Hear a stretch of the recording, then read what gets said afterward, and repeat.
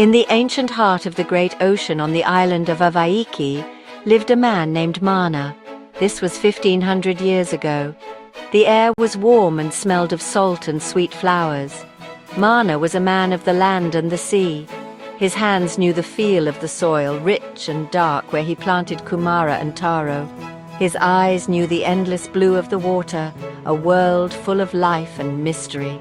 He was a master navigator, a skilled fisherman and a patient farmer.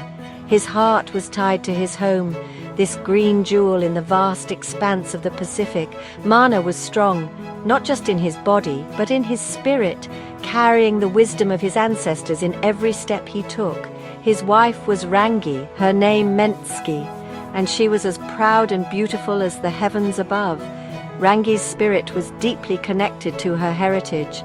She learned the stories of her people, the songs of their journeys, and the prayers that connected them to the gods. She knew the names of the stars just as Mana did. She understood the language of the wind and the rhythm of the tides. Together, Mana and Rangi were the heart of their home. They were two parts of a single story, a story written on the land, the sea, and the sky. Their life was simple but full of deep meaning and respect for all creation. Their home was built from the wood of the forest and the leaves of the palms. It stood strong against the wind and the rain.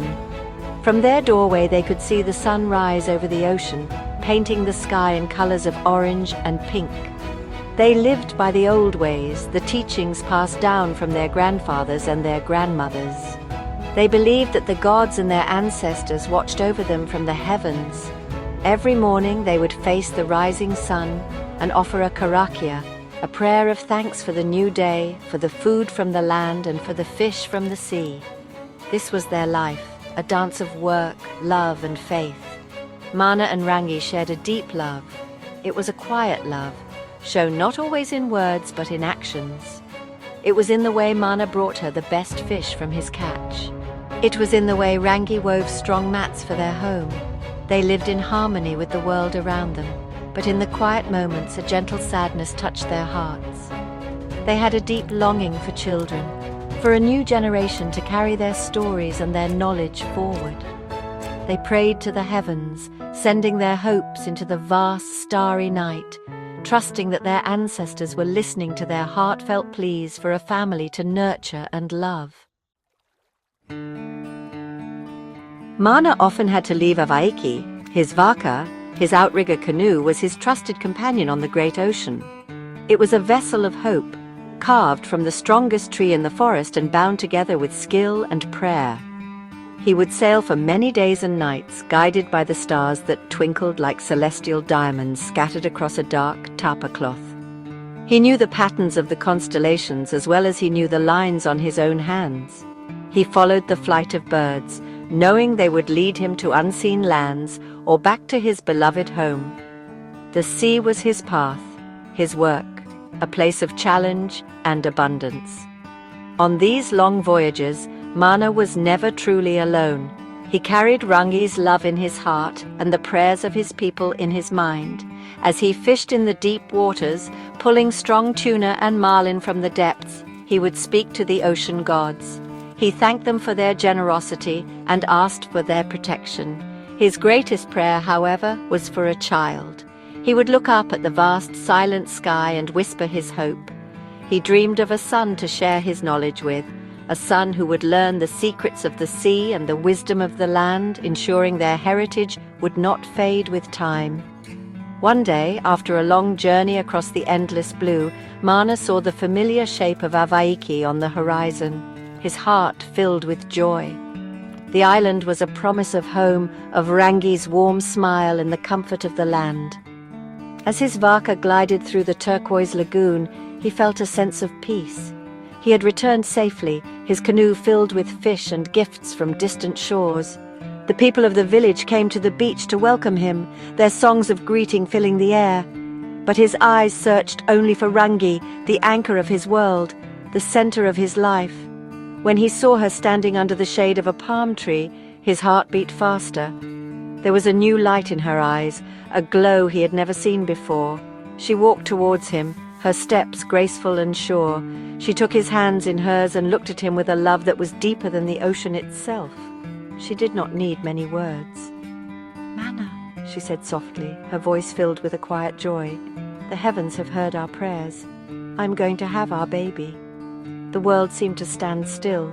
All the stars he had followed, all the waves he had ridden, had led him to this perfect moment of pure, unbridled happiness.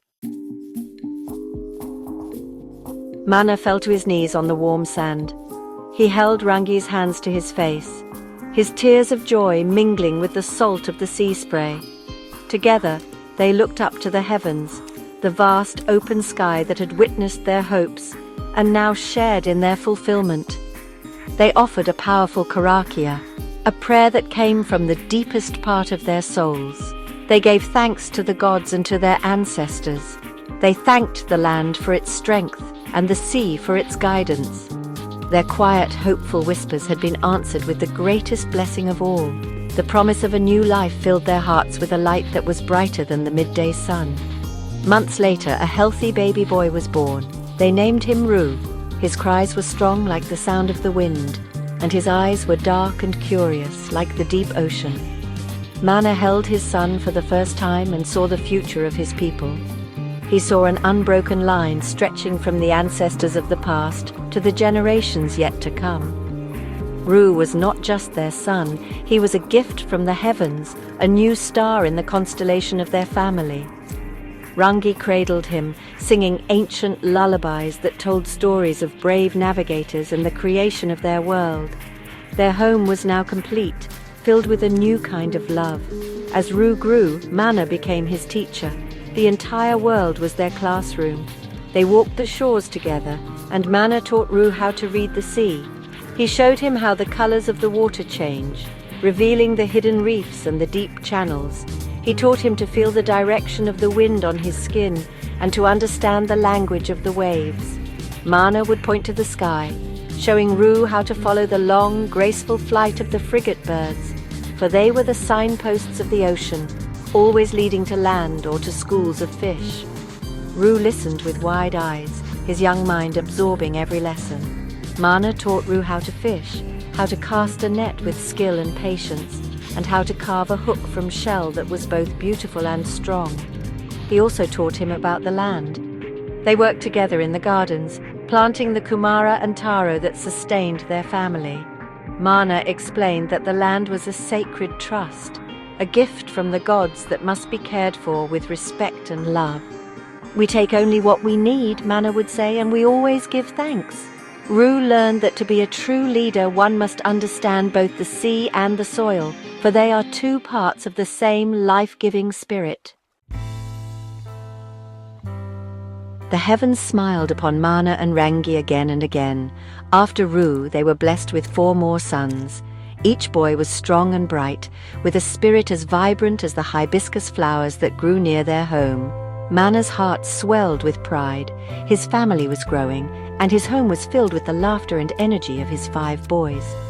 Rangi managed their bustling household with grace and strength, her love a steady presence that guided them all. She taught her sons the stories, the songs, and the importance of their heritage, ensuring the flame of their culture burned brightly within each of them. Their family was a complete Vaka, strong and ready to sail into the future. Mana taught all his sons the ways of the navigator and the farmer. Ru, as the eldest, helped his father, passing the lessons on to his younger brothers. They learned together, their bond growing as strong as the roots of the ancient banyan trees. They learned to sail the Vaka, to work as a team to harness the power of the wind. They learned to read the star compass, to find their way across the vast ocean without fear. They learned to listen to the wisdom of their elders and to respect the traditions that had kept their people safe and prosperous for generations. They were 5 brothers, united in knowledge and purpose. As the years passed, Mana and Rangi watched their sons become men. They were not just skilled sailors and farmers, they were wise and compassionate leaders. Their family became respected throughout Avaiki. People came to them for guidance, to learn the old ways, and to hear the stories of the ancestors. The family's Vaka of hope had not just carried them across the ocean, it had carried their legacy forward through time. Their knowledge was a precious cargo, and they shared it generously, strengthening the entire community.